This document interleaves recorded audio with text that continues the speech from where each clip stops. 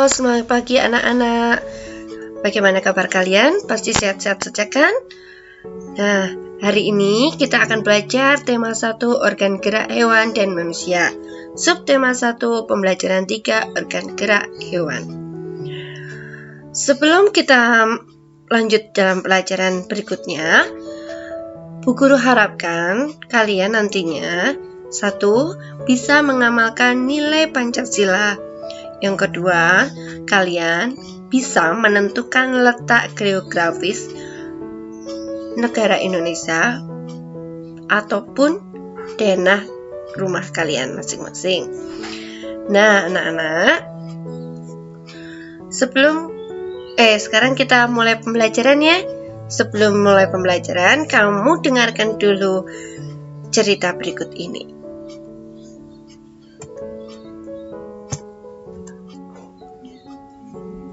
Selesai bermain, Pak Rudi mengajak Edo mengumpulkan air seni kelinci. Air seni kelinci tersebut oleh Pak Rudi disalurkan melalui saluran-saluran air dan dikumpulkan ke dalam satu wilayah penampungan.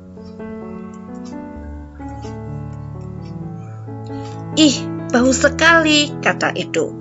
Benar, Edo, meskipun bau, tetapi air seni kelinci ini sangat baik digunakan sebagaimana bahan pupuk cair organik untuk tanaman.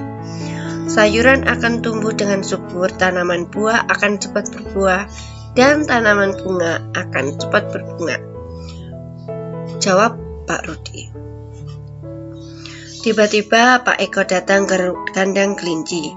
Pak Eko meminta air seni kelinci milik Pak Rudi untuk memupuk sayuran di belakang rumahnya. Dengan ikhlas, Pak Rudi pun memberikan sebagian air seni kelinci tersebut kepada Pak Eko. Pak, kenapa air seni kelinci itu diberikan kepada Pak Eko? Kan sayang, tanya Edo, penasaran.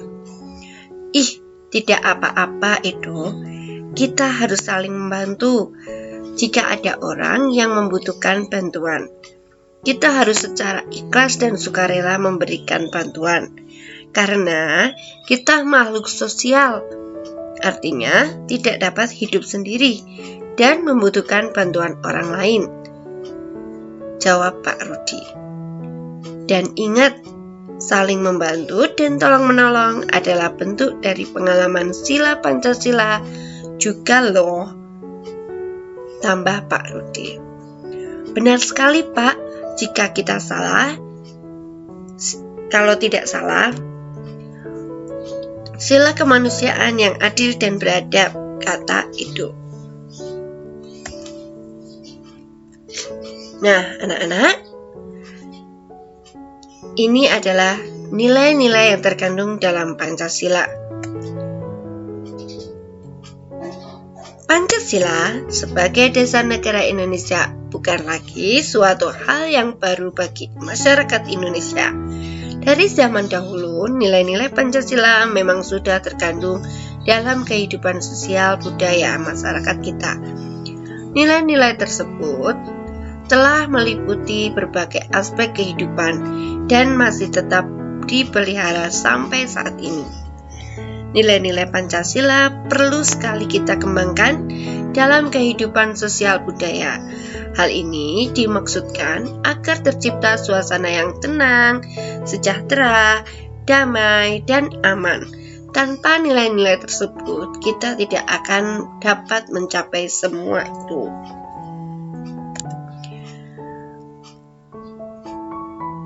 Yang pertama, nilai Pancasilanya yaitu nilai ketuhanan yang Maha Esa. Yang kedua, nilai kemanusiaan yang adil dan beradab.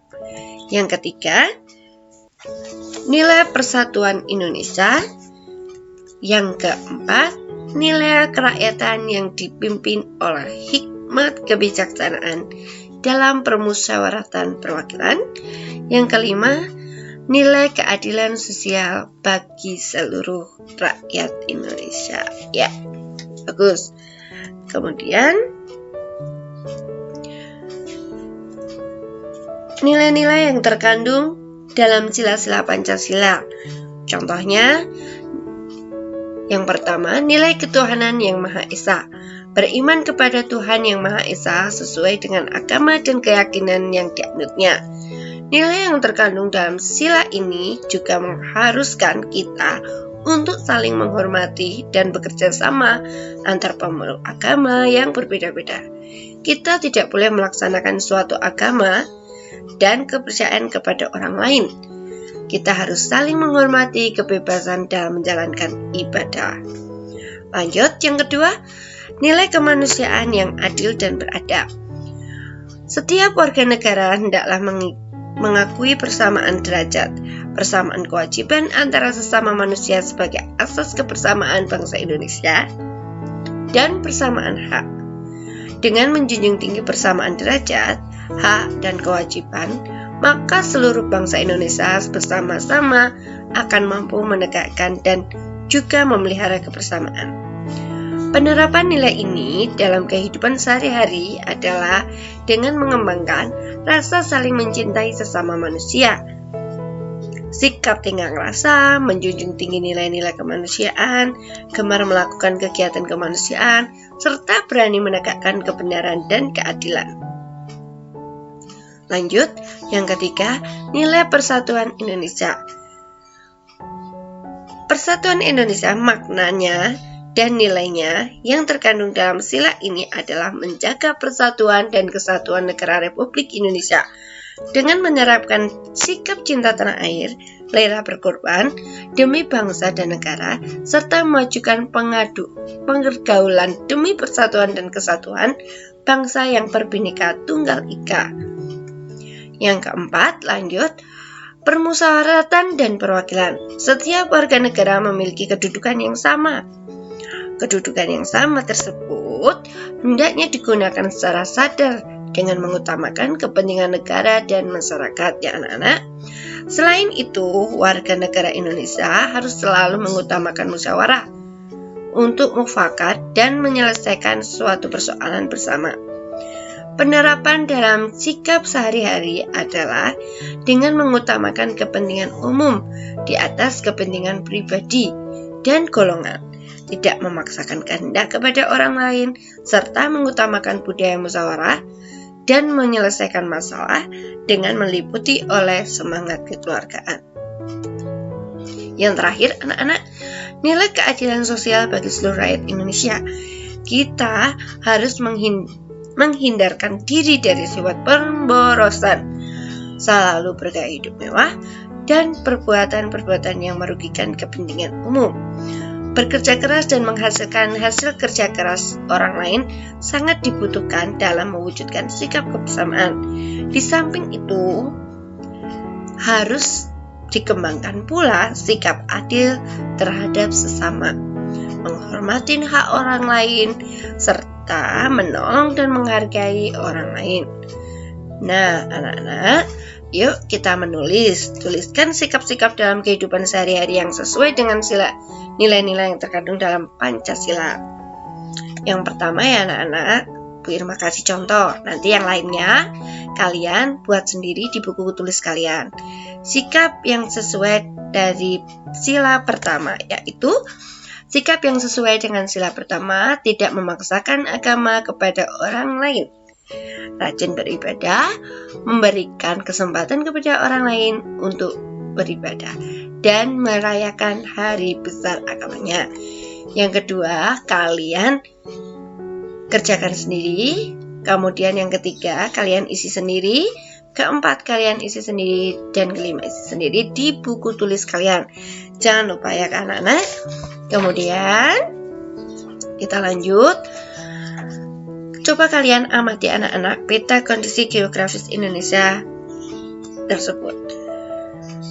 Nah, berdasarkan pada peta berikut, carilah referensi mengenai luas dan letak negara Indonesia. Tuliskan hasil pada komentar di bawah ini. Kamu tulis di buku tulis ya anak-anak. Kemudian, ayo kita mencoba. Kalian coba ya anak-anak.